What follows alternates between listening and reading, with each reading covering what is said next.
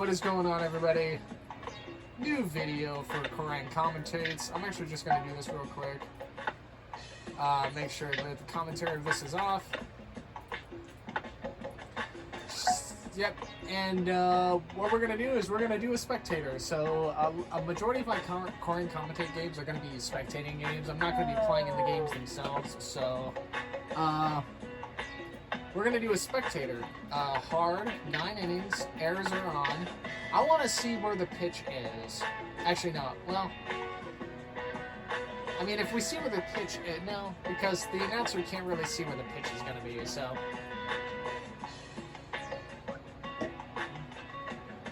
I don't know where I want the spectator to be.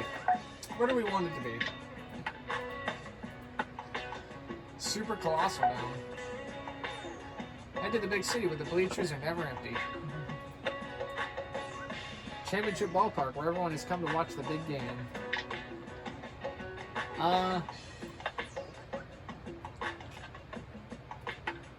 Let's play on a field that's like pretty decent, right? Like Playground Commons is like, first of all, Playground Commons must be a massive facility if it's got like everything you think of. Wait, which one's the one where the ball takes funny hops? Oh, it is dirt yards, isn't it? Let me see. Yeah. We should, I should use dirt yards for, I should have used the dirt yards for the worst fielding team, but it probably wouldn't have been too bad, but, oh. Let's go,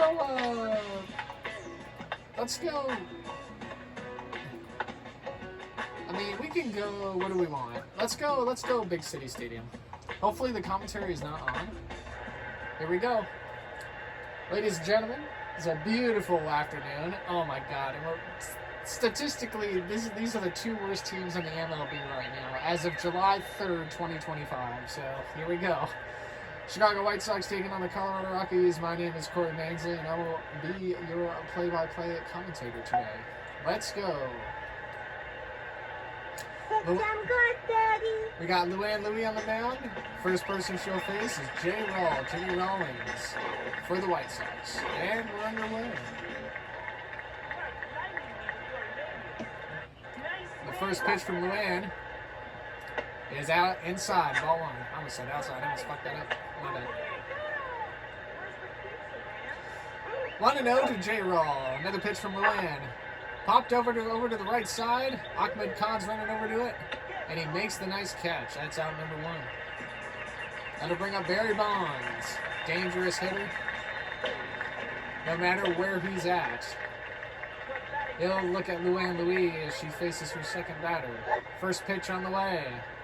And he bunts it down. Going to be a tricky play. Luann gets the ball. The throw to first. Not in time. Barry is on safely. And that'll bring up Todd Helton. 3 left-handed hitters to start the game for the White Sox. 1 out, 1 out on first. First pitch from Luann Louie is a strike. It's the outside. 0-1. Bonds is standing over at second. Very good runner. The next pitch from Luann. Swung on and missed, and that is strike 2. So count goes 0-2. Bonds is still at first, 1 out. Next pitch on the way from Luann. Strike 3. Got him inside. Todd Helton goes down looking, and that'll be out number 2. Vladimir Guerrero coming in now. First right-handed hitter we see out of the White Sox lineup. With Barry Bonds on first with 2 out. First pitch from Luann. Swung on, fouled back, and it's 0-1. Vladimir Guerrero's son having a good year on the Blue Jays as the next pitch comes in. Hit over to the right side. That's a good hit. Steele did not go back to it. Thomas is going to field the ball. Bonds is going to be sent home. No, he's not. Yes, Ray. I don't know what Barry Bonds is doing. He's been waiting the whole time. Luann's going to get the ball, and he is out. Poor base running from the White Sox, and that should have easily have been an RBI double, at most a triple. Turns into being the 3rd out. base running mistakes. Bonds was clear. I thought he was going to be sent home. And some confusion on the base paths. Ernie Steele comes in. He's the leadoff hitter for the Rockies. He'll face Amir Khan. First pitch from Amir is a ball outside, 0-1, or 1-0. Next pitch from Amir Khan. Strike. Same area of the zone. This time he got it in there though. 1-1 to Steele.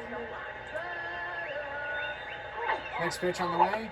Swung over to the left side, ground ball fielded by Barry Bonds, who missed it, and Steele's going to make it to first. The throw not in time. Looked like that ball just hit a small seam in the grass, and Bonds misplayed it. That'll bring up Louis. Runner on first, not a very fast runner, Steele, as Luan takes the first pitch from Amir. Grounded over to the right side, and Helton misplays the ball. So runners are now on first and second with nobody out after two misplayed ground balls. And that's going to bring out Ahmed Khan, who stares down his brother on the mound. 2 on and nobody out for the Rockies. First pitch on the way. Swung on and missed, and that's a very quick 0-1 to Ahmed. Ahmed about a year and a half older than Amir. Better hitter, but Amir's always had the better arm. A swung on and missed, and that is 0-2 to Ahmed Khan. One of the more dangerous hitters of this Rockies lineup. Third pitch on the way. Here we go. Strike 3. Got him on the corner, and in the battle of the brothers, Amir Khan wins round 1. And that brings up an even dangerous hitter in Pablo Sanchez. Small stature, big power. First pitch on the way from Amir Khan. Popped up, center field, Jeter calling for it. He's going to make the catch. The throw back over to second. Ernie was not there, and it turns into a double play. So, just like how the Rockies did in the top of the first, the White Sox get out of a defensive jam. Nobody out with 2 on, and they very quickly turn it around. Derek Jeter's going to lead off for the White Sox here in the top of the second. Derek Jeter, Hall of Fame baseball player, played all of his career on the Yankees. Arguably one of the best shortstops in the game, with one of the best baseball IQs ever on the diamond. As he'll look at 1-1 now, takes a strike on the outside.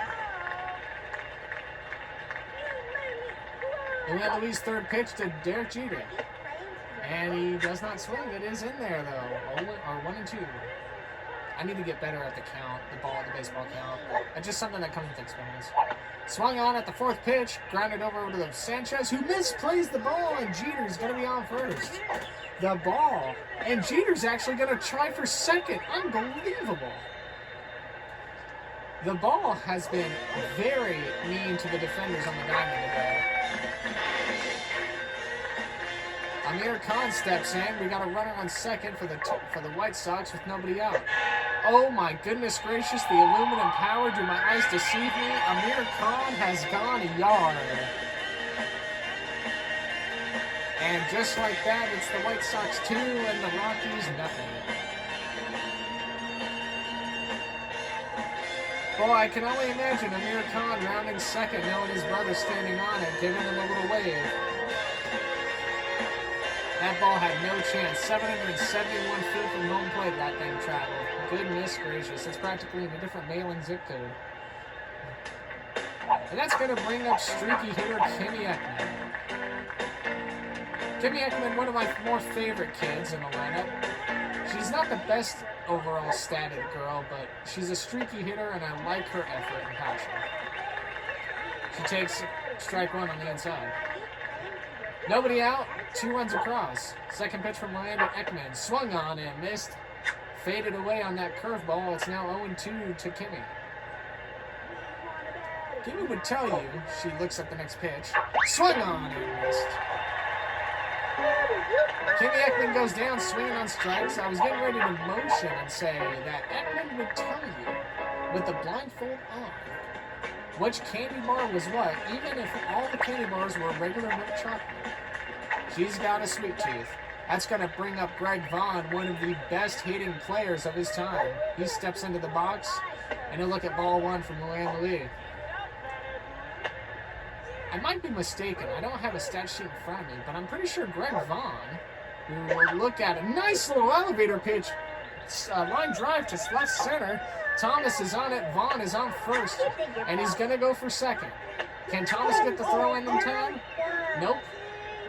And the ball gets past Pablo as the cutoff man. Greg Vaughn, I am fairly certain, I don't know if he's got a batting title, but he's definitely completed in the home run derby. He had a good couple of years at the turn of the century mark for the Tampa Bay Devil Rays as Dmitry Petrovic steps in. And he unbelievably unloads with the aluminum power over left center, and the White Sox are turning it on the Rockies here in the second inning.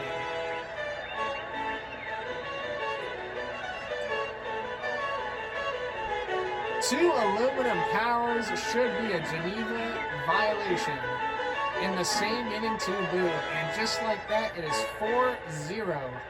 Chicago White Sox here in this ball game. I keep stuttering over my words, and it makes me feel bad. And just like that, that's going to bring up the top of the lineup again. Jimmy Rollins steps in for the White Sox.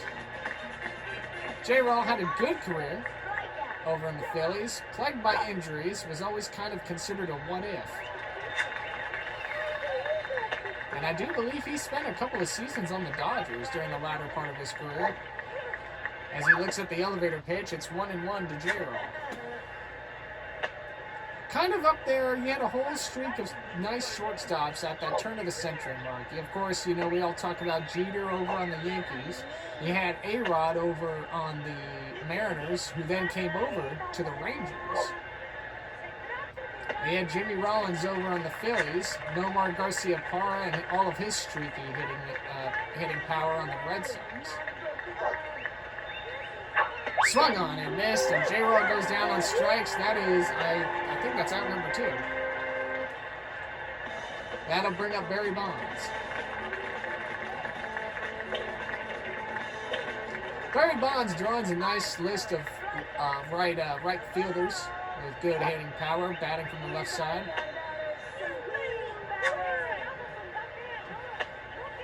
We all talk about, especially now in today's current day of age, if you could compare Barry Bonds to somebody who plays right field with a lot of hitting power. Not so much the same kind of on-base percentage, but seems like Kyle Tucker definitely has a lot of power, really good speed on the base paths, great fielder. He's over on the Cubs right now having a good season, playing next to Pete Crow Armstrong as we congratulate him for his All-Star entrance for his first time. I think the big talk as he takes the next pitch, and that's hit pretty hard to center. Mikey Thomas will be under it, and he makes the catch, and that'll be the third out. Not before 2 aluminum power, 2-run blasts come from the White Sox. We finally go to the bottom of the second, and it's 4-0.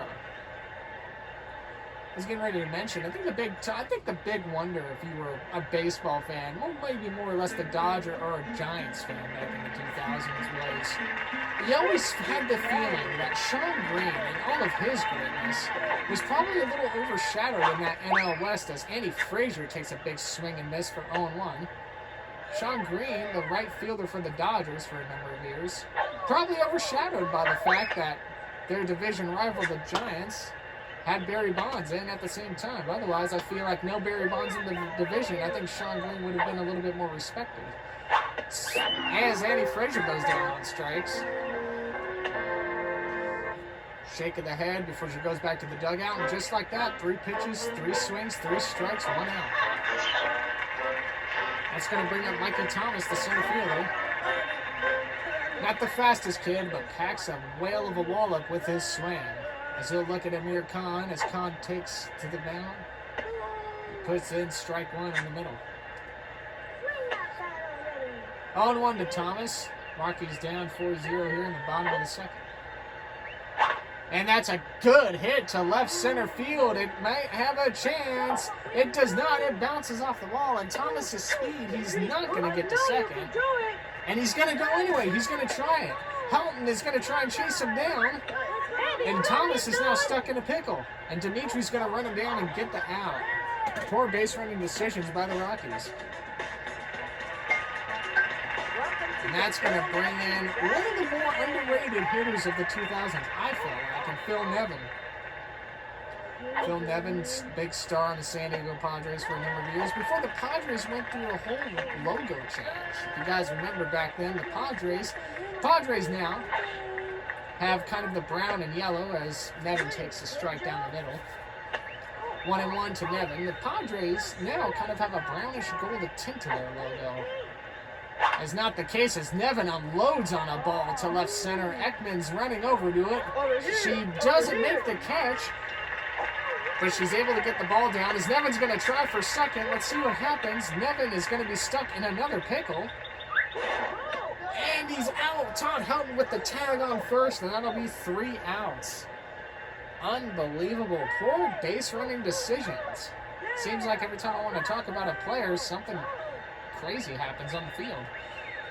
The Padres, though, as we go back, as forementioned, as Todd Helton will lead off the top of the third for the White Sox. The Padres had a very nice, just simple but sleek design in the 2000s. San Diego Baseball Club, Padres, white baseball logo, kind of a navy bluish wording, a little bit of orange in there. And then they went through a logo change, as do teams do every once in a while. Todd Helton is quickly ahead of the count 2-0. Next pitch from Luann Louis, and that's a strike on the inside. 2-1 to Helton. Struck out in his first appearance. Struck out looking, actually, I might say.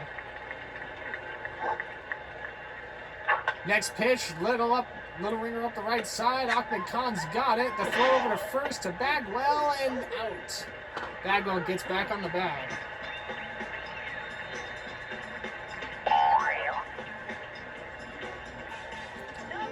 Vladimir Guerrero's in. It's 1 away here in the top of the third.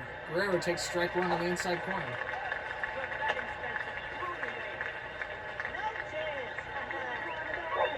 Next pitch, Guerrero pops it up right side. Who's going to call it? Luann's going to get under it.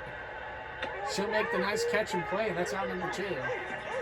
So the White Sox, who unleashed in the top of the second, quickly down 2 outs here in the top of the third. Derek Jeter comes in, and they'll look at a strike at the top of the zone, 0-1. I was mentioning earlier how teams go through baseball logo changes. You know, some fans like it, some don't. As Jeter takes one that was a little down and away, but in there for a strike, as he's now down 0-2. And the next pitch from Lynn, swung on and missed, and that is strike 3. So a much cleaner inning from the young girl on the mound. And that'll bring up the bottom of the third for the Rockies. And if you were thought about logos changing here or there or whatever, we talk about logos changing. How about some logos that really haven't changed? The Yankees have really kind of kept their logo the same for a number of years. The Dodgers also as well. The only time the Dodgers had ever gone through a logo change is Jeff Bagwell steps in and swings and misses at the first pitch, as was when they moved from Brooklyn to Los Angeles. Other than that, the Dodgers have always kept pretty much their logo the same, as Bagwell takes outside for a ball 1. Houston Astros gone through a couple of changes through the years. The Expos, of course, when they moved from Montreal to DC, as a little grounder goes up the middle to Petrovic, he's going to be able to field it. The throw to first, not going to be in time. Bagwell is there with a little grounder single.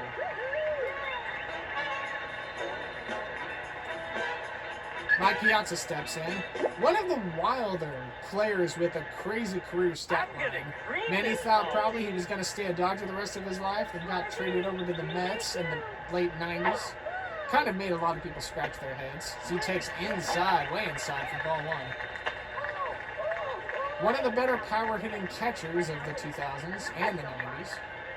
As the next pitch is ball 2-0. Always kind of a question mark though. Later in his career, just seemed like the performance wasn't there. He'd slowed down running offensively a lot. More or less became kind of an injury liability as well, but still a bulldog on the field. Very much to the day he hung it up. As he swings and pops one back into the crowd on a hitter's count. Now it becomes 3-1. Nobody out, runner on first. Jeff Bagwell's sitting over there. Not a fast runner, Bagwell. Swung on and missed, and just like that, Amir Khan has battled back in the count. 3-2. Bagwell may take off, but he's not a fast runner. Swung on and missed. Down goes Piazza on strikes. Bagwell did not take off. Probably for the better.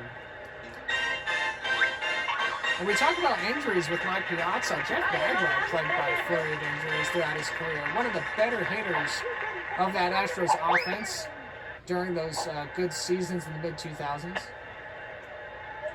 The Houston Astros, if you remember back in the day, were a National League team.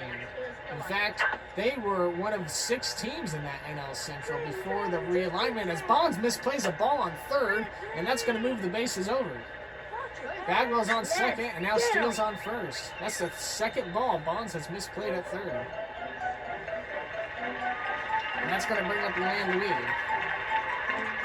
This is a very interesting at-bat if you're the Rockies. Bagwell is not a fast runner, neither is Ernie Steele. Luan Louis is a very fast runner. She'll look at the first pitch, and she tries to bunt, but misses. Strike one. Ball was inside anyway. Next pitch from Amir Khan as he's looking to get out of this jam. Strike at the bottom of the zone. Luan Louis, not very tall, standing at 4'8". Pacific Islander girl descended from her family. As she swings and misses at strike 3, she becomes the second out of the inning. And if there was ever a hitter you wanted for the Rockies to get something going, round 2 between the Khan brothers. Amir struck out at Ahmed on the first time. Let's see what happens here. And it's hit to left field, very deep. Vaughn's back at the track, and see you later. And just like that, the Rockies have crawled their way back in it.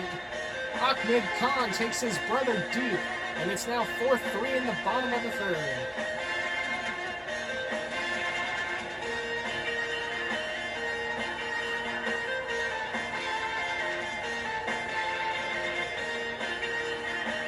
So after that first strikeout, Ahmed, big brother Ahmed, probably took that a little personal.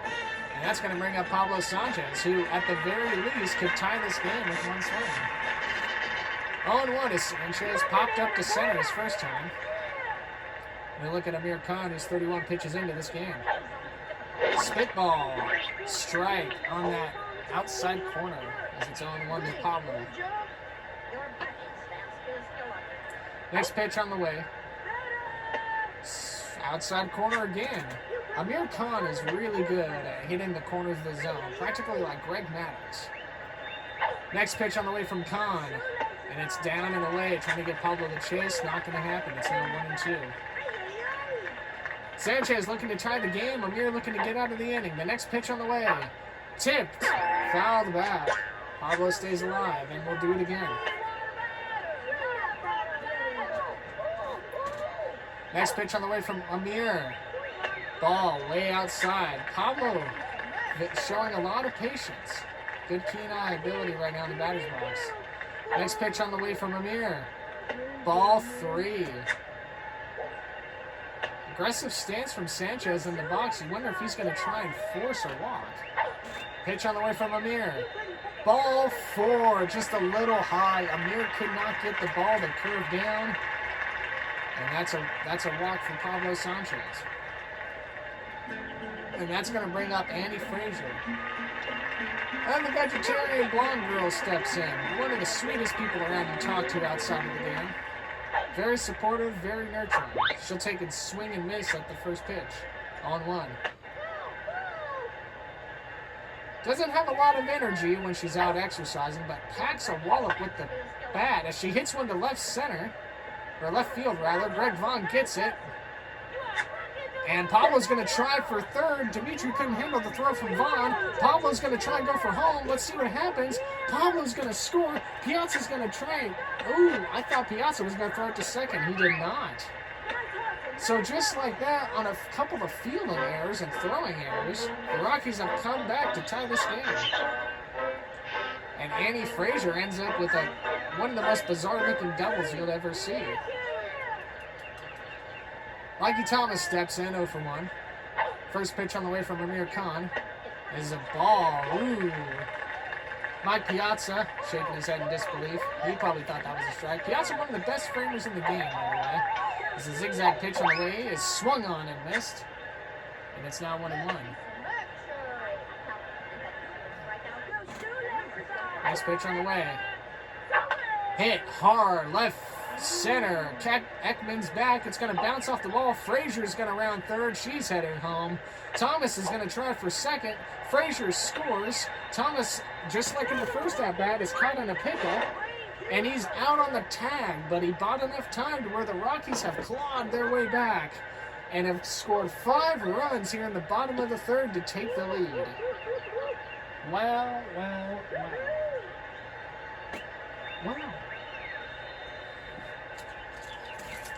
I'm going to need a cough drop because this is the first time in a while I'm actually just like talking. Normally in all my games I kind of like go in between saying stuff, but I have to keep my voice here. First pitch to Amir Khan as we start the top of the fourth. 1 for 1 today with a home run. Aluminum power in the second inning. 2-run blast that ended up being a 4-run inning for the top of the second as he takes strike 2, swinging and missing. The 0-2 on the way to Khan. And that's way outside for ball 1. 1-2.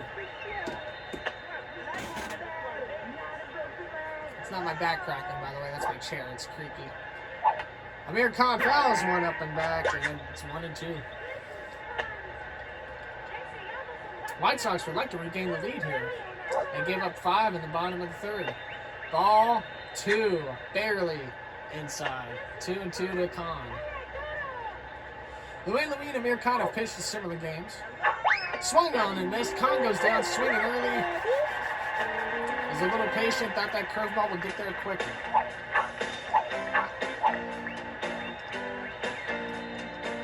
Timmy Ekman steps in.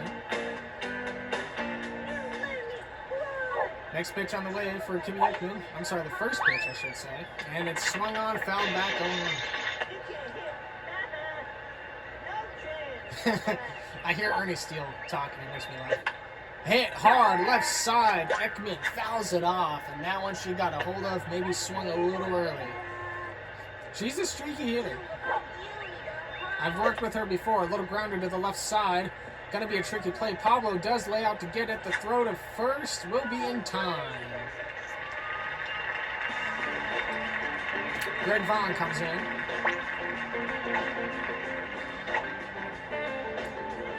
Power hitting left fielder for the Tampa Bay Devil Rays. Before the Devil Rays had their name change, they got called the Tampa Bay Rays, I believe at the turn of the 2010 season, or a little bit after. The third out played by Louis was a little grounder, and that's going to take us to the bottom of the fourth. But yeah, the Tampa Bay Devil Rays, a lot of people still call them the Devil Rays, myself included. I like originality with some names. I don't like it when names change. And it seemed like for a while, if you were an Angels fan, you didn't know what to call your team the next season. Went through 3 to 4 name changes in the span of about 25 years from 1990 all the way to 2015. And now they're just called the Los Angeles Angels, and that seems to work out for them right now, as Phil Nevin takes a strike on the top of the zone. Amir Khan's day is done. Barry Bonds coming in to pitch. If you thought he was scary at the plate, wait till you see where he's on the mound. First pitch from Bonds on the way to Nevin. Swung on and missed. Nice pitch, nice cut. 0-2 goes Phil. Giants hitter facing Padres hitter. Swung on and missed, and it gets Nevin to go down on strike. That's going to bring up Jeff Bagwell. So from one hard-hitting right-hander to another, Phil Nevin, now Jeff Bagwell. Jeff Bagwell looks down to Barry Bonds on the mound. Bonds' first pitch to Bagwell. Right in the zone. Practically right down the zone. Bagwell probably taking a pitch there. It's now 1-1. Bottom of the fourth, 5-4 Rockies. A freeze pitch. One of the specialty pitches. Bonds just misses outside, though. It's 1-1. Next pitch on the way from Bonds to Bagwell. Strike on the inside. Bagwell, rather. There's a bunch of B's going on here. Bagwell taking that pitch. 1-2 to Bagwell. Does he swing this time? No. Staying vigilant in the batter's box. 2-2. Of course, we all remember the gruesome twosome of the Houston Astros back in the 2000s. Part of that powerful hitting squad. Craig Biggio, Jeff Bagwell, a couple of others. As it's now full count to Bagwell. Grounder up the middle. Bonds has it. The throw over to Helton, who barely got to the bag in time, and he is quickly out. Todd Helton, not the fastest runner. But Bonds was able to lead him there, almost like a slot receiver. I'm going to cream this ball, team. So Mike Piazza steps in, the catcher. He's 0 for 1 today with the strikeout. He'll look at Barry Bonds. First pitch on the way. Ball 1 inside.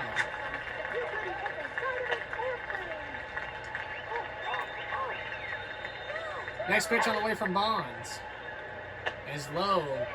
2-0. Quickly to Mike Piazza. We've got 2 outs though in the bottom of the 4th. Next pitch on the way from Barry Bonds. And it's ball 3. So Mike Piazza very much ahead of the count. It's now a hitter's count. Next pitch on the way from Bonds. And he swings. And it's a little grounder up the middle. Bonds over to first. And that's going to be the end of the Rockies. And the end of the inning. We go to the top of the 5th. White Sox 4, Rockies 5. There's always been a controversial debate between coaches and players through the years if you should swing on a 3-1 or on a 3-0 count. Even a first pitch count, rather. I've always been kind of more rebellious. When I play, I like swinging at the first pitch. I like swinging on a hitter's count. And, you know, sometimes my coach may get mad at me about it, especially when I used to play Little League back in the early 2000s. Dimitra, as Petrovic steps in, and he'll take a strike on the inside. There was always a moment of controversy, conversation talk, rather. Like, are you supposed to swing at these pitches? And I would not always back down as Petrovic swings and misses to bring up 0-2. I would always swing him. I'd always tell them, look, it's either he walks me or he throws a guaranteed strike. And that was always my argument as Petrovic goes down swinging. And that'll be out number 1 for the White Sox here in the top of the 5th. Going back, as J-Roll steps in for his 3rd time today, I always swung on a hitter's count. And it's because if the pitcher, in my opinion, is pitching to me and he's barely missing, as J-Roll tries to bunt and it goes foul, in my opinion, he's not trying to walk me. So if he's going to throw a strike, more than times than not, it's going to be right over the plate. It's going to be probably the best pitch at my at-bat. And that was always my reasoning. And even if I would get a single, or even if I'd hit a sneaky double, as the 0-2 to Rollins, and strike 3 on the bottom of the zone, and Rollins gets turned away looking. And that was always my argument towards my coaches. If I got a single out of it and moved people around, you can be mad at me all you want, but at the end of the day, I did my job. I got a hit. I got on base. And because of my speed, especially back then, when I was used as kind of like a sacrifice bunt person, if I ever did end up on first for first pitch swinging, as Bonds looks at a 1-0, takes strike 1 on the outside, or 1-1. My argument was I did my job. You can't not get mad at me from a coach's POV to a kid's POV. You can't get mad at the kid because he did his job. When you step in the batter's box, you're supposed to get a hit. Unless if you're told differently. As Bonds looks at ball 3-1 quickly, he's now see, here we go. What's Luann Louis going to do? Let's take a look. Is Bonds going to swing at this or not? Next pitch on the way from Luann. Bonds swings and misses, and sometimes that happens too. You swing at the best pitch you might see, and you just whiff it. And then in that case, it's like, well, why would you do that? As Bonds swings at a crazy zigzag pitch to left center, Mikey Thomas under it to play. And just like that, that's the 3rd out. So the White Sox quickly get turned away in the top of the 5th, and they still trail 5-4. We go to the bottom of the 5th now. Rockies looking to tack on. Always a big topic of discussion, though, those types of pitches, 3-0s, 3-1s, first pitch, what do you do? And it also will depend on the kind of hitter. I don't expect Jordan Alvarez. I don't expect Jordan Alvarez of the Astros, not a lot of speed, but a lot of power to maybe swing on a first pitch. To maybe swing. He's more likely to swing on a 3-1 than a first pitch. But if you look at someone like Mookie Betts of the Dodgers, Betts may try to do a first pitch swing. Kike Hernandez, another one of them, because they understand that might be the best pitch at the at-bat they see, and Hernandez and Betts have the speed on the base paths to make it work out. And a lot of good hitters back then as well. Bonds, also one of the best hitters. Bonds was very much a power hitter, and he was pretty decent. He was pretty decent on the base paths, on the rare occasion that he was actually on them and not just, grounding them. As Louis takes ball 1 on the outside. Louis leads off at the bottom of the 5th. She'll take ball 2. Bonds missing a couple of his pitches. He's behind 2-0 on the count against Louis. Next pitch on the way. Inside. Steele's gonna steal. And Bonds couldn't handle the throw from the outside. Knocks him off the mound. I completely missed the steal at bat, by the way. I'm so sorry. It's hard because this game's moving pretty fast. Little bunt down the left side. Steele had a good chance for third. Bonds is going to throw it over. Steele's there. Oh my goodness. Steele does not make it to third, and we're going to have to, if we can get a replay. I can't do anything about a replay. I can't do anything about a replay. Steele's long legs is standing in at 5'10". For 13 years old. As Ahmed Khan fouls off his first pitch, it's now 0-1. The steal got in there, just not enough time. Maybe his leg slipped off the bed. It was a close play. Luann steals a second, will get there without a problem. Oh, Luann's going to steal third because Amir couldn't handle the throw from Bonds, and Luann's in there. 2 stolen bases, looking like baby Ella De La Cruz out there.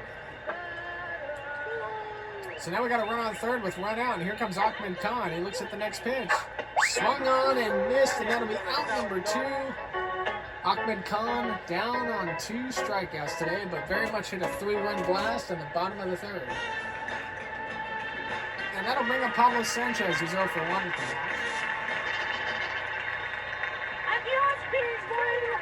Runner on third. How urgent and how aggressive will Pablo play? The first pitch from Bonds. Fouled back.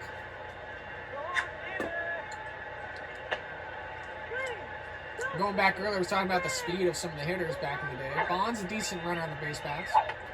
As Pablo fouls off the second pitch, it's now 0-2. Derek Jeter was a streaky runner. A-Rod was pretty fast on the base paths. Alfonso Soriano really fast as Pablo hits one to right field, and this one's carrying a lot. See you later, and the Rockies have a 7-4 lead over the White Sox. Always wondered, we got to the bottom of the 5th. No Pablo Sanchez dinger over the right side yet. He goes Oppo in his 3rd at-bat. The Rockies looking to take control.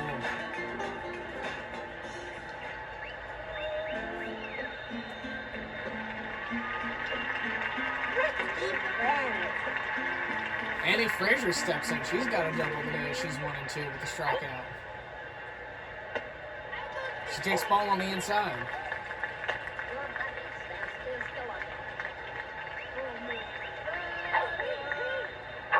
Swung on and missed. 1-1 now to Frazier. 7-4 Rockies, bottom of the 5th, 2 out. And that's ball 2. Seems like Barry Bonds has just been struggling a little bit with his control on the mound. Next pitch on the way. And that's a ball, barely missed, bottom of the zone. It's now 3-1 to Annie Frazier. Next pitch on the way. Swung on and missed, and that's now full count. Very nice corner pitch on the inside for Bonds. Full count, 2 out, here we go. Swung on, little grounder, back to the mound. Bonds is on it. The throw over to Helton in time. And that's going to turn Annie Frazier away, but not after. We go to the top of the 6th, following a 2-run bomb by Pablo Sanchez, arguably one of the best backyard kids to ever exist. 7-4 Rockies. We go to the 6th. Todd Helton, Vladimir Guerrero, Derek Jeter. Three lethal hitters bringing in for the White Sox offense. Todd Helton's kind of had a slow day. 0 for 2 as he looks at the first pitch from the land. And he'll take strike one. Todd Helton, Hall of Fame first baseman for the Rockies, played there a number of years as he swings and misses at the next pitch for strike 2. I don't have the stat sheet in front of me as he takes ball 1 and that one looked arguably close to the zone. I don't have the stat sheet in front of me, but I don't know if Helton, who takes ball 2 on the outside, started and finished his career with the Rockies. I want to think he got drafted by another team and moved over to Colorado, but I could be mistaken. As Helton has battled back in the count, it's now full with nobody out. Helton not a fast runner though. So let's see what happens on this next pitch. The next pitch from Luan. Swung on, grounded to the right side. It's going to be playable for Ahmed Khan. He gets it. Luan's over at first. She gets the ball. And just like that, one away.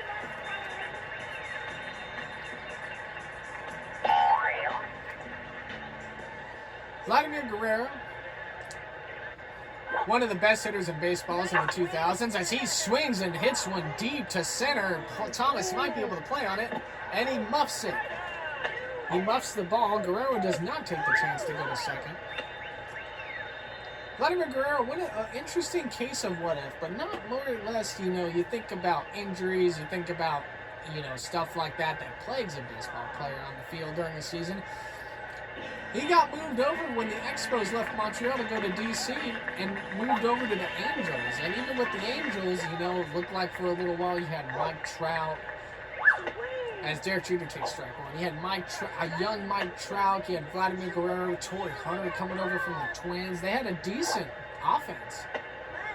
Towards the end of the 2000s and at the beginning of the 2010s, I believe they even made the playoffs as the number 1 seed. Got knocked out by Kansas City that year.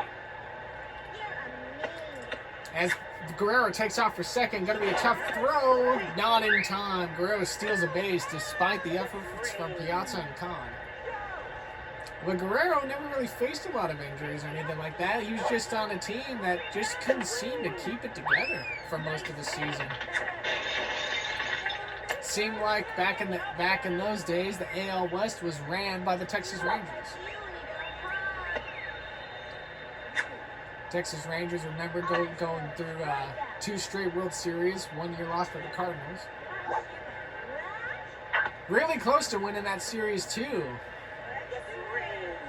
Pablo throws it over to third, and the tag's in time. Nevin lays it down to Guerrero. Not going to be caught down there. And I was talking about it earlier, and I need to go back to it because I definitely didn't finish the conversation. But once upon a time, as Ahmed lays down a crazy bunt, where's this ball gun? Oh my goodness, Jeff Bagwell showing off the gold glove, catching the crazy bunt, not dealing with the nonsense, walking right over to the base to tag to get Amir out. Wow.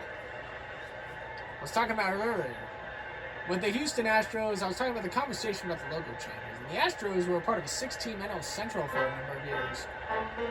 You had the Reds, the Cubs, the Pirates, the Astros, the Cards, and the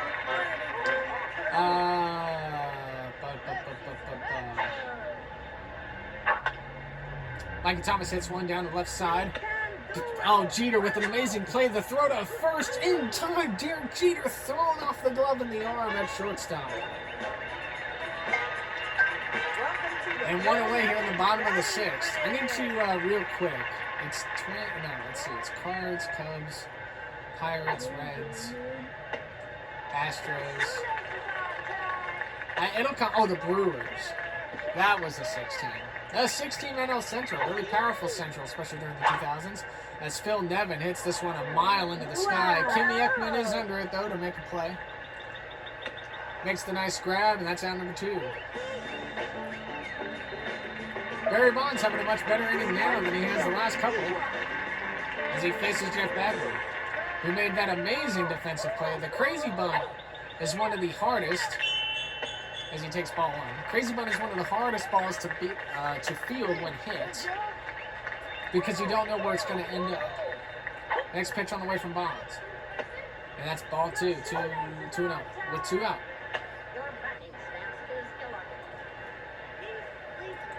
Next pitch on the way from Bonds, the 2-0. Hit, popped up, mile high, shallow right center. Ekman is under it. And she misplays the ball, but she gets it back to throw to Dimitri. And Dimitri gets the tag on Bagwell, who tries to take 2 and gets nabbed for it. Bagwell, not the fastest runner.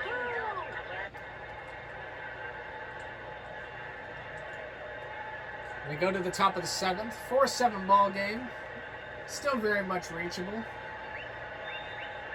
Kimmy Ekman, Greg Vaughn, Dimitri Petrovic to lead off for the White Sox here.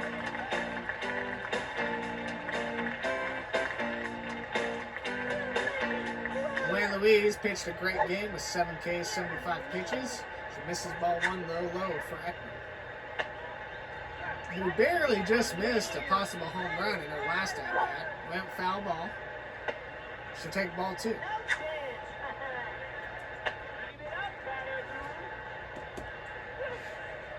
Ekman looks at the 2-0, and it's in there for a strike. 2-1 to Ekman. Luann approaching 80 pitches. Curious to see if the Rockies move her off the mound yet or not. She'll take ball 3.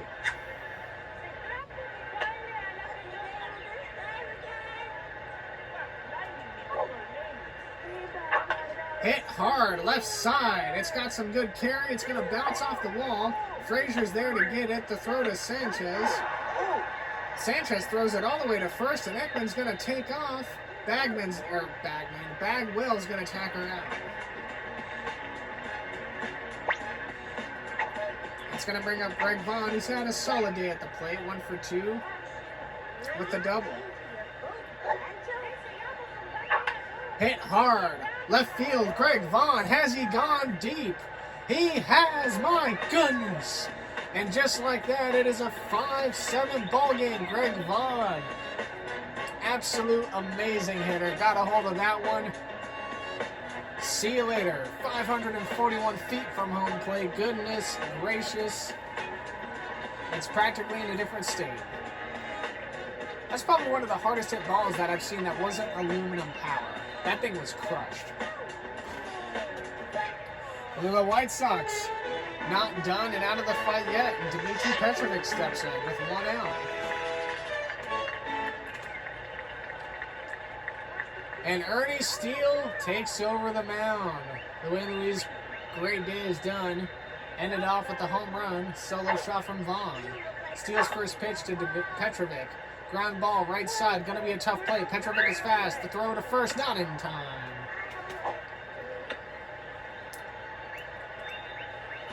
That was always kind of one of the things I took advantage of when I was managing my worst runners team. Or my worst fielders team. Was I knew I didn't have a lot of good hitting, but if the pitcher and the catcher were not very fast, as the first pitch is way in the dirt for ball 1 to Jimmy Rollins. He's 0-3 today with 2 strikeouts. My advantage was I always made sure the pitcher and the catcher weren't fast, so I could just bunt and ground ball my way to victory. I relied more on player speed than hitting efficiency, and it seemed to work out for me. Strike. Petrovic takes off the throw. Oh, and there's nobody covering center field. Thomas played off the bag terribly. Petrovic is there on third. And the ball gets by Piazza, and that's going to score Petrovic. A flurry of throwing errors from the Rockies, and the White Sox are now 1 away here in the top of the 7th. With Jamie Rollins in there on 1 out and 2-1 count. The 4th pitch from Steele is in there for a strike. It's 2-2 to J-Roll.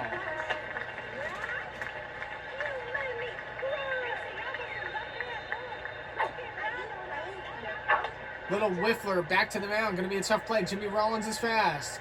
Piazza has it. The throw to first, not in time. Jimmy Rollins on the base paths is a dangerous man.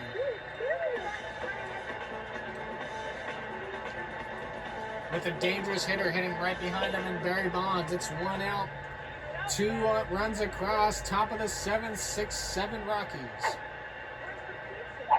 Hit up and fouled back for 0-1 to Barry Bonds, arguably the greatest hitter of our generation.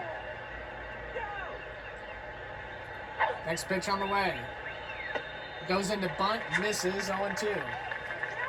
Be interested to see if Jimmy Rollins takes off here. You got a good catcher in Piazza, but a good runner in Jimmy. And he takes ball. Jimmy Rollins goes off. Oh my goodness, Piazza went to throw it to Nevin. And Nevin was not on the bag. He was playing up. So Jimmy Rollins steals 2 bases out of that. He's going home. Goodness gracious me. The throw home and he's out. Jimmy Rollins tried to take a 3-for-1 special and it didn't work out. I would have held him at third. And Barry Bonds goes down and strikes on a wicked elevator pitch. So just like that, in 2 pitches, we get a throw out and a strikeout. And the rally stalls for the White Sox. But they come back. It's now 6-7. As we're in the 7th inning stretch.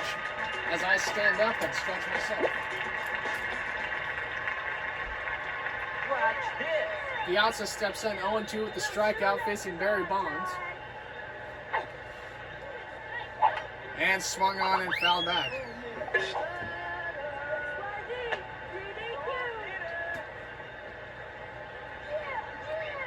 Next pitch on the way from Bonds, way outside and in the dirt. That's ball 1.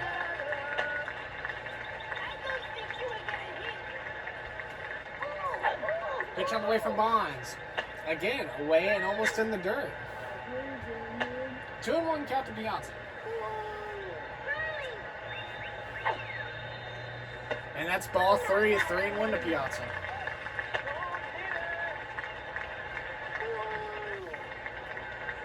Next pitch from Bonds. Got to be in there for a strike, and it's ball 4. Tried to get it with a nice break pitch. Did not work out. A no-out walk to lead off the bottom of the 7th for the Colorado Rockies.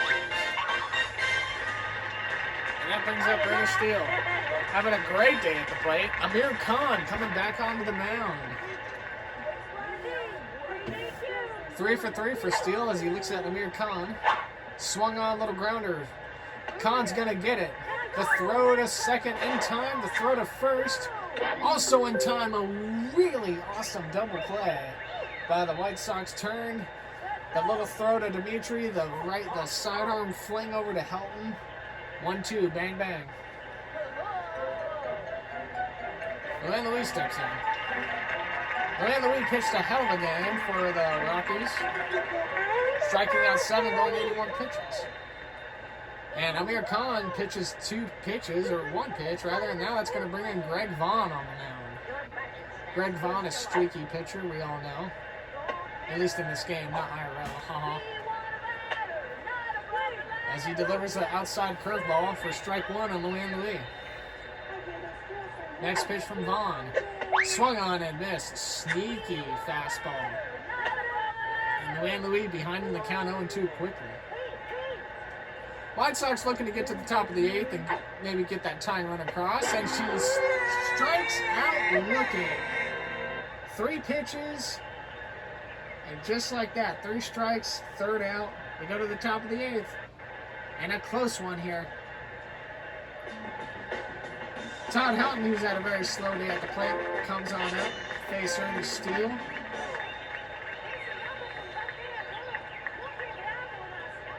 First pitch from Steele he sees. Little grounder to the left side. Going to be a tough play. Piazza's not fast. He gets the ball down though. And just like that, it's thrown out at first.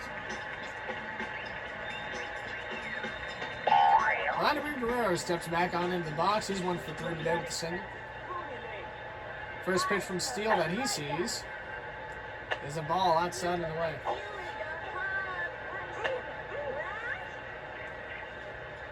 The 1-0 to Guerrero from Steele. Grounder over to the right side. Guerrero's fast. Bagwell is not. It's going to be a battle of who gets there first. And Guerrero. Wow! I don't know about that one. It looked like Guerrero absolutely had Bagwell beat. But needless to say, Guerrero's out. Must have been by about a half a step. Ground ball hit hard left side. Sanchez couldn't ground it. And Jeter's on with a single. Going back to that last play, I'm curious. I thought Guerrero, Bagwell not a fast runner, Guerrero is. And it just must have been by about half a step, if that. Amir Khan swings at the first slow ball he sees. It's 0-1 to Khan. Hit a home run in his first at-bat with the old aluminum power. Hit hard, right side, screaming line drive. Off at the top of the fence, Luann gets it. Jeter's running over to third. Khan's going to try and get second. Jeter's coming to the plate. Oh, Khan gets out his brother at second, and Jeter did not make it to the plate in time. And what a running error by the White Sox cost them the tying run. I probably would have held Amir Khan there, especially if I knew Jeter was going to get around, but that would have been close at the plate because Bagwell's got a good arm.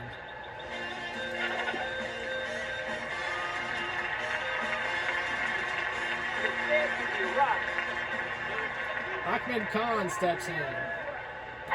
He faces Greg Vaughn, who swings and misses, and it's 0-1 to Ahmed, bottom of the 8th. As we approach the end to this first backyard baseball commentating game I've done. Grounder over to the left side. Derek Jeter's on his way. Got it. Almost misplayed it. The throw from Jeter. Oh, that little sidearm sling, a thing of beauty. Gets out Ahmed at first. 2 pitches, 1 little grounder, 1 away. Pablo Sanchez hit an opposite field home run in his last at-bat. He faces Greg Vaughn. First pitch to him. Dangerous head. Skied up. Guerrero's under it. I'm sorry, yeah, no, that is Guerrero, because Bonds is over at third. 1 pitch, 1 little pop-up, 2 outs. Annie Frazier steps in. She hit that nice double early. She faces Greg Vaughn. Little trickler back to the mound. And Helton couldn't handle it, but he got it up out of the air. Caught his own biffed pass from Vaughn, and just like that, 3 outs. We go to the top of the 9th. Can the White Sox get a tying run across? They very much have the lineup to do it, with Ekman, Vaughn, and Petrovic coming up to face Ernie Steele, as Steele looks to close it out.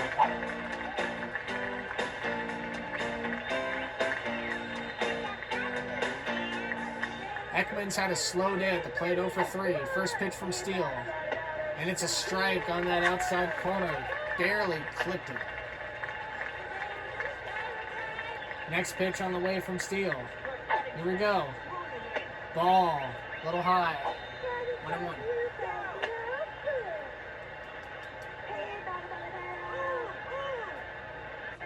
Third pitch. Hit hard. Left side. That's a line drive. Thomas is not a fast runner, neither is Ekman. This is going to be interesting to see if Ekman goes, and she does not. Ekman stays on first. The tying run on first, and Greg Vaughn steps in, who's had a really good day at the plate. And the White Sox could use a big hit, as they did earlier with his last at-bat. Ekman not a fast runner on first. The pitch on the way. Swung on and missed. 1-1.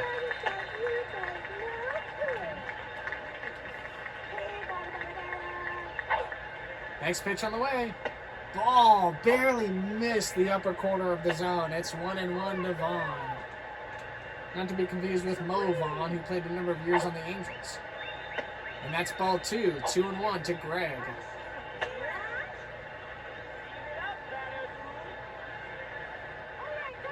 Next pitch on the way. Popped up right side. Gonna be a tough play for Ahmed. And they both miss it. They both misplay the ball, and nobody's covering second. Unbelievable. Ekman does not go over to third in all of this. There are 2 on with nobody out. A flurry of errors as Dmitry Petrovic comes up. The tying run on second. The go-ahead on first. Petrovic steps in to face Ernie Steele. There's nobody out. And that's ball 1, low and away. The White Sox mounting a challenge. Swung on and missed by Petrovic. It's now 1-1. The White Sox led early, leading 4-0. Rockies battled back take a 7-4 lead. White Sox clawed their way to make it 6-7. It's now 2-1. We're top of the ninth. The White Sox with 2 on and nobody out. Next pitch on the way. That's ball 3. Ernie Steele threatening to load the bases for, I don't know who bats after Petrovic. I should know, and I don't. Next pitch on the way. Swung on and missed. It's now a full count with runners on first and second. A huge moment of the game. Steele winds and delivers. And he misses ball 4 low and away, and the bases are loaded. It is a 6-7 ball game, and the White Sox trying to claw their way back. Jimmy Rollins steps in. If he wanted a streaky line drive hitter up to drive in the go-ahead, now is the time. He's had a slow day at the plate. Nobody out. Ernie Steele's first pitch. He bunts it. He bunts the ball. This is going to be a tricky play. Steele gets the force out at home. That moves Ekman off the base paths. And that may have been a calculated risk, knowing that it would get the slow runner off the bases to bring up Barry Bonds in a 6-7 ball game. The Rockies 2 outs away from winning. The White Sox trying to claw back. Hit hard. Barry Bonds right side. It's gonna clear the gap. This might clear the bases. Vaughn comes in. Petrovic comes in. He's coming in to score. Here comes Jimmy Rollins rounding third to home. And the White Sox have taken a 9-7 lead. Unbelievable. A base-clearing double from the White Sox, and Barry Bonds coming in clutch. Unbelievable scenes here in Big Metro Division. As Todd Helm takes the first pitch swinging, now he has to go over to first, and that's out number 2, very quick and away. Now, if you're the White Sox, you're just looking to maybe add on to it. Vladimir Guerrero, dangerous hitter at the plate. Barry Bonds is sitting on second. Barry Bonds is a fast runner. First pitch from Steele. High, and it's ball 1-2, or 1-0 rather.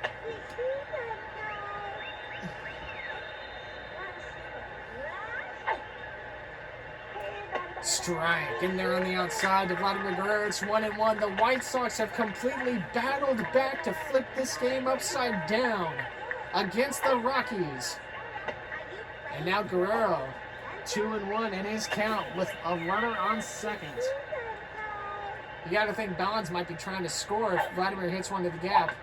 Fouled back and away. 2-2. Amazing hit. Steele's day is done, and the Rockies have put Luann Louis back on the mound. But is it too little too late? Swung on and missed. One pitch, one swing, third out, but not before. The White Sox in a bases clearing double from Barry Bonds puts them ahead 9-7. 15 hits on the day for the White Sox. They definitely have been a force on the base paths. Greg Vaughn looking to close out the game as he faces Mikey Thomas, who's 0 for 3.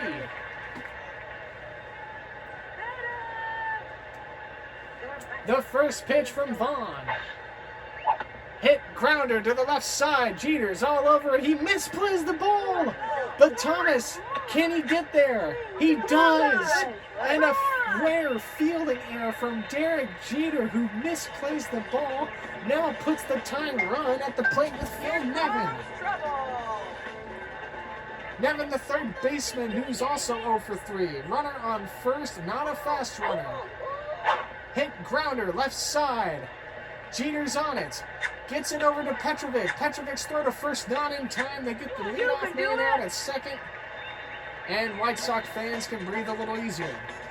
Not out of the woods yet, though. Jeff Bagwell, 1 for 3. We mentioned earlier what a big power hitter he is.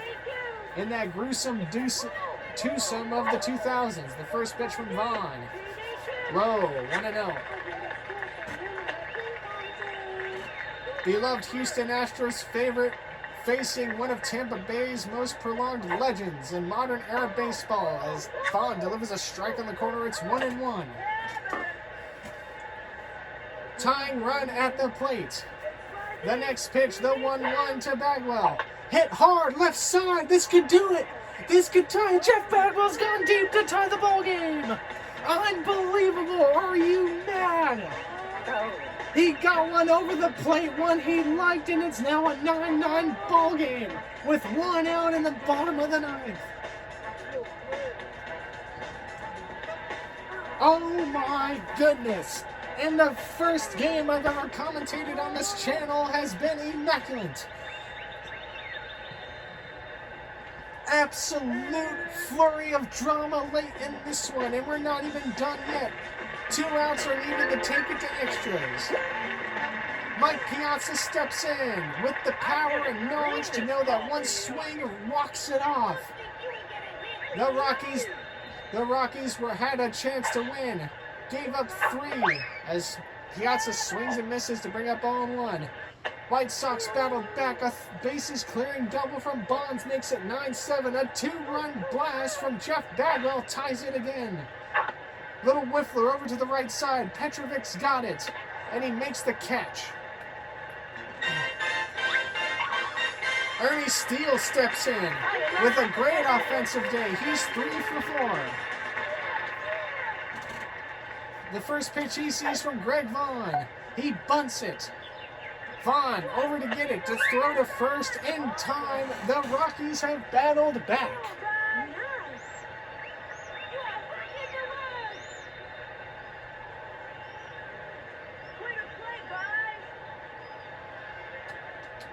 My voice is gonna be, dude. My voice is gonna be destroyed tomorrow, and I still have to record more Roblox later.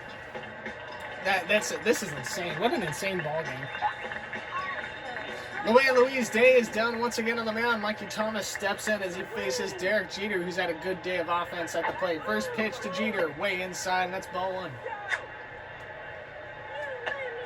My voice box, my vocal cords are going to be destroyed tomorrow, and that sucks. Little grounder over to the left side. It was a crazy ball. Pablo's got it. The throw to first, not in time. Boom, boom, boom. Amir Khan, who after that home run has struggled offensively. With the runner on first, the White Sox looking to take the lead. It's ball looking outside. Oh, 1-0. When did he get the play? Next pitch. He bunts it. A crazy pitch met with a crazy bunt. Where's this going to go? Jeter could score on this. The ball bounces off the fence. Luis over to get it. Jeter's going to come across. Amir's on with the double. Amir's going to go to third. The throw shallow to Piazza. The throw to third in time. The little slingshot throw from Piazza to Nevin.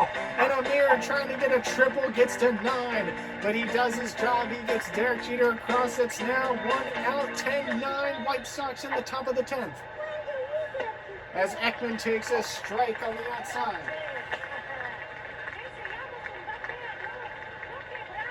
The next pitch from Thomas to Ekman.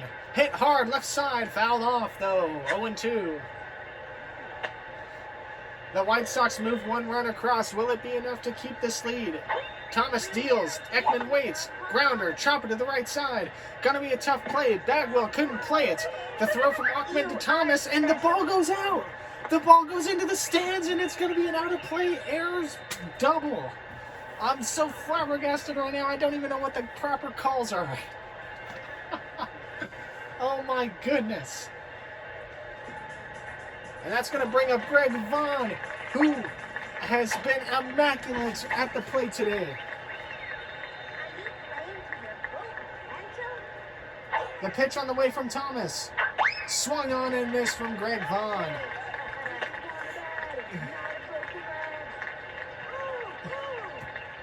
Nice pitch on the way from Mikey. Ooh, fouled up and away. Mikey ahead in the count, 0-2. He needs to get out of this inning. He's got Kimmy Ekman on second. White Sox looking to tack on. Fouled off and away for Greg Vaughn. If I'm Mikey Thomas, I don't want to give something easy for Greg to hit. He proved it last time when Steele was on the mound. Hit hard, left side. Down in the gap. Sanchez able to knock it down. The throw to third, not in time. And there's runner on the corners with 1 out.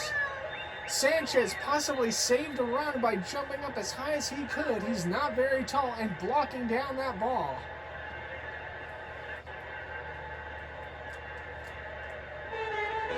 Dmitry Petrovic looking to get Ekman home. And just like we saw in the ninth, the White Sox showing their tenacity. Thomas deals, misses, just barely, 1-0. Vaughn over on second. If I'm the coach, I might move Vaughn over just to keep Ekman in check at third. Next pitch on the way to Petrovic, swung on, fouled back, it's now 1-1. Mikey Thomas needing a double play ball to get out of this inning. Petrovic fouls off a nice pitch, and it's 1-2.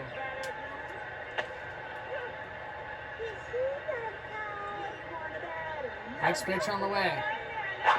Popped up, infield fly rule in effect. Oh, Thomas, I'm sorry, I guess it wasn't in effect. Ekman's gonna come home, is she gonna get there in time? She will! Unbelievable. I don't know why Ekman is standing on home. Wait, what happened? Oh, did the game glitch? I think the game just bugged. Ekman made it home, but oh wow, I think the game just bugged. So if Jimmy Rollins gets on base here, I think Ekman scores. We've got a little bit of a technical difficulty on the game. Oh wow, that's GG. That's gonna drop. Luann Louis on the way. She muffs the ball. Ekman's run finally comes across. It's now 11-9 White Sox as they try to continue to pile it on.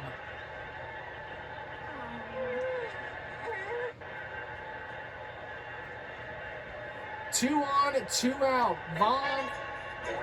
And here's the man of the hour, the hero himself, with that bases clearing double to keep the White Sox in this game. Barry Bonds comes up. He faces Mikey Thomas. His first pitch.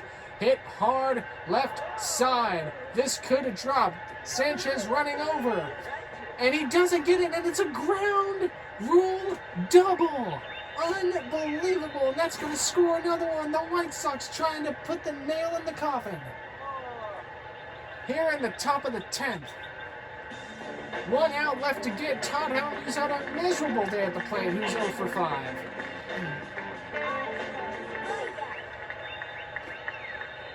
First pitch on the way.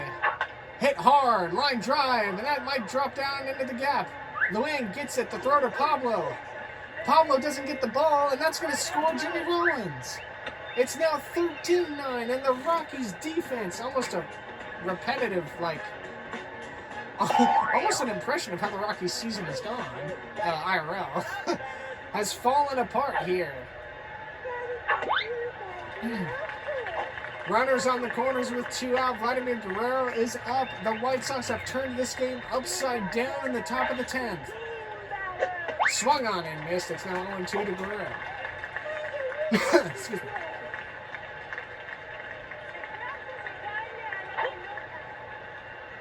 Swung on and missed. And that's strike 3. Thomas finally gets out of an error-filled inning by the Rockies. 6 errors on the game. And the White Sox, who only scored 6 in the first 8 innings, have scored 7 in the last 2. Can the White Sox close it out? Luann Louis begins the bottom of the 10th for the Rockies. Luann Louis had a good day at the plate. First pitch from Vaughn. A freeze breaker. Not there. It's 1-0.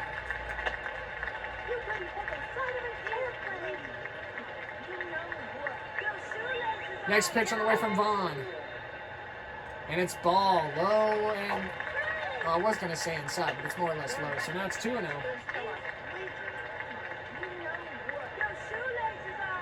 Next pitch on the way. A bunt that misses, and that's strike 1, 2-1. Vaughn trying to close out this game and not let it get away from him as it did in the 9th. Little grounder over to the left side. Vaughn's got it. Luann's too fast, not able to get to first. So now the Rockies with a little bit of possible momentum. Ahmed Khan comes up to the plate, and this is that dangerous part of the order for the Rockies. Ahmed Khan with the runner on first and nobody out faces Greg Vaughn. First pitch on the way to Ahmed. Hit, and it's popped up. Middle infield, Vaughn under it. He makes the catch, the throw back to first, and he doubles up Luann at first base. And that pretty much crushes any living life force out of the Rockies. A crucial double play. 1 out remaining for the White Sox. Can they close it out against Colorado? And if they hope to, they're going to have to get past this guy. Pablo Sanchez steps in. Down 4 to the White Sox, 13-9 ball game. And what has been a riveting game to commentate. Swings and misses at Vaughn's first pitch. It's 0-1. The next pitch from Greg Vaughn, looking to close it out. Hit hard, right side. And it's foul. It clears the fence. It just barely misses. Just barely misses, and Vaughn got away with one there. It's now 0-2. The 0-2 to Sanchez to close it out. Grounder over to the right side. Petrovic's got it. He's trying to get it. No, not going to be there. Sanchez is on with another single. And the Rockies are still alive. And that's going to bring up Andy Frazier, the last hope for this Rockies offense. Runner on first, 2 out. You need 4 across. The first pitch to Annie. Popped up, straight up off of the man. And it's not. It's muffed by Jimmy Rollins, and everyone is safe. What am I witnessing? Jimmy Rollins could not plate behind the plate, and now that's 2 on with 2 out. Out on a whiffler, maybe 5-6 feet up in the air. Rollins not able to nab it. And that's going to bring up Mikey Thomas, who with one swing can bring the Rockies within 1. The Rockies not going down without a fight. The first pitch from Vaughn to Thomas. Vaughn deals. Outside, trying to get Mikey to chase. Doesn't fall for it. It's 1-0.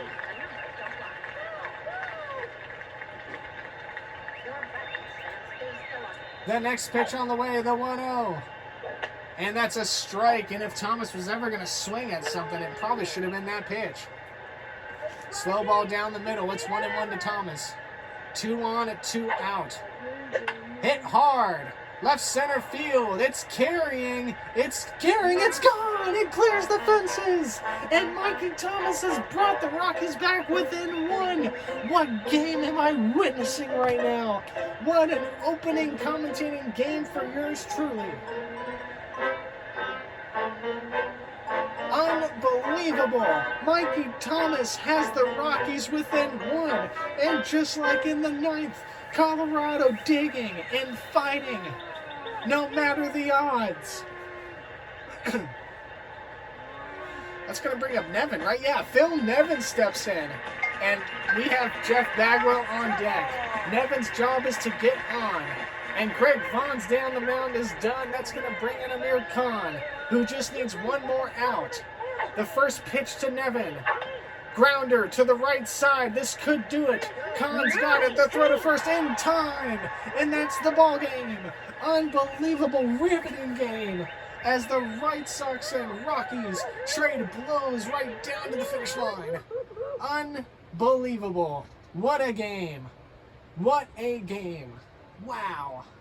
That was insane.